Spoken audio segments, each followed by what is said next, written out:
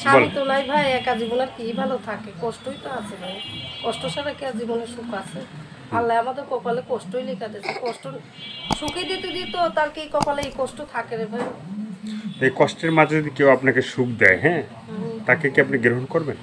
ভাই রে, কষ্টর পাশে যে থাকবো সত্যিকারের, তা তো আমি জানবো সে আমাকে সত্যিই চায়, সে আমার কষ্টটাকে বুঝলো, তাকেও আমি ভালোবাসবো। আমার তার কাছে আমার আশা আছে, মানে বিয়ে বসার আশা আছে আপনার? হ্যাঁ, বিয়ে বসার আশা আছে। তো দর্শক, ভিডিওটি দেখতে থাকুন, দেখে একটা আপুটির ফোন নাম্বার পাবেন।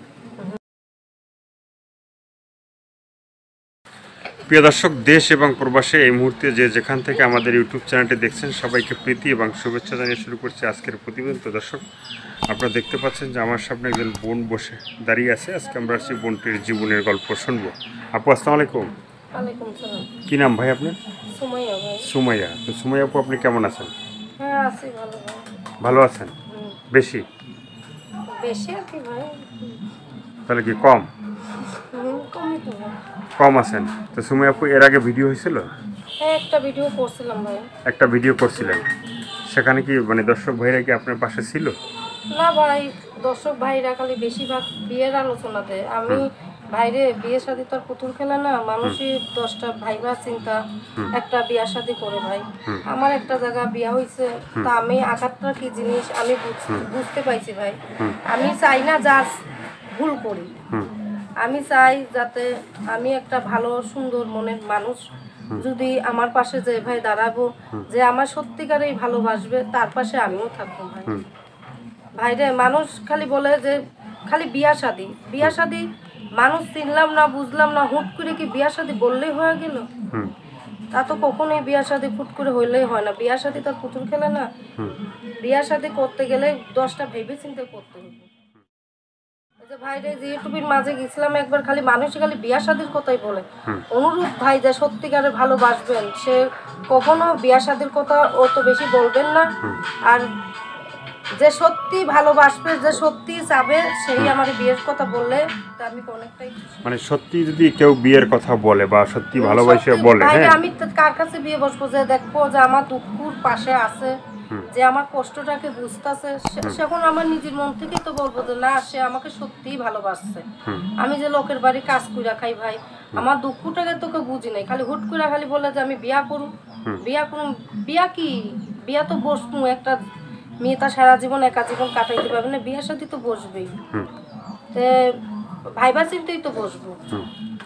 তো ভাই, যে কষ্টর পাশে যে আমার একটু সহযোগিতা করতো, এই যে আমি কষ্টের মধ্যে আছি, আমি একটু খুবই ভালো হইতো। আমার তো কষ্টের মধ্যে থাকি নাই, তারা তো খালি বিয়ার কথাই ভাইবা গেছে, কিন্তু মানুষের কষ্টটাকে তার বুঝি নেই। মানে এই কষ্টের মাঝে যদি কেউ আপনার সাথে যোগাযোগ করতে চায় বা আপনাকে ভালোবাসতে চায়, হ্যাঁ, আপনার ফোন নাম্বারটা কি আপনি বলতে পারবেন? না ভাই, বইলা দেন, আমি বেশি মোবাইল আর কি বলার আছে ভাই? ভাই আছে তো, যাতে আমার কষ্টটা একটু বুঝে ভাই। তো ভাই, আমি অনেকটাই কষ্টের মাঝে আছি, আমি অনেকটাই কষ্টই আছি ভাই। আমার কষ্টটাকে বুঝলে একটু আল্লাহর দিক তাকায় খুবই ভালো হইতো। মানে কষ্টটা বুঝলে আপনি মানে আপনার ভালো হইতো। সেই কষ্টটা কি সেটাও তো বলতে হবে আপনার, মানে ভাই, এই যে দর্শকদের। কষ্ট করি লোকের বাসা, বাচ্চাটাকে রাইকা মানুষ করতে পাইতাছি না, ছোট একটা 5 বছরের ছেলে আছে, তাকে মানুষ করতে পাইতাছি না টাকার জন্য। এই লোকের বাসা অসুস্থ হইলো, তা কাজ কইরাই খাইতে হয়, নিজের জানটাকে একটু আসান থাকে, সেই জিনিসটা থাকে না, খুবই কষ্ট। হ্যাঁ, এই ঘর ভাড়া দিতে, আবার এমনি চলতে ফেলতে খুবই কষ্ট হয় ভাই, অনেকটাই কষ্ট। আপনার স্বামীর সাথে সংসার ছিল কতদিনে? আমার স্বামীর সাথে 1 বছরের মতো সংসার ছিল, সেখানে ধরো কিছুদিন সংসার করছিলাম, আর কিছুদিন মনে কর বাপের বাড়িতেই ছিলাম। এই 1 বছরের মধ্যে কি বাচ্চা একটা হয়ে গেল? একটা বাচ্চা হয়েছিল ভাই।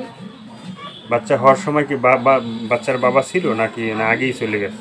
না, বাচ্চার বাবা ছিল। মানে 1 বছরের মধ্যে আপনারা মানে অনেক তাগাই গেলেন, মানে 1 বছরের ভিতরে বাচ্চারা হয়ে গেল, ঠিক আছে। তো আর কি বলার আছে ভাইয়া? আর কিছু বলতে চান আপনি? আরে কি বলবো ভাই, যা দুঃখের কথা তো বইলাই দে। দুঃখের কথা বলে ভাইদের কাছে বললাম যাতে আমার সাথে কোনো নোংরা দুর্ব্যবহারের কথা না বলে, এই আমার, এই আপনার কথা। দর্শক এই আপুর কথাগুলো শুনলেন, ভালো লাগলে অবশ্যই তার পাশে থাকবেন। সাহায্য সহযোগিতা, প্রেম, ভালোবাসা, বিয়ে শাদী যে যেটা করবেন সেটা আপনাদের একান্তই ব্যক্তিগত ব্যাপার। ভালো থাকেন, সুস্থ থাকেন, প্রতিদিন একটি হলে ভালো কাজ করেন, সেটা হয়তো আপনাদের জন্য, না হয় দেশের জন্য। সবাইকে আল্লাহ হাফেজ। সবাই ভীষণ ভালো থাকবেন, 5 ওয়াক্ত নামাজ পড়ুন, চ্যানেলটি সাবস্ক্রাইব করে সঙ্গে থাকবেন। আল্লাহ হাফেজ।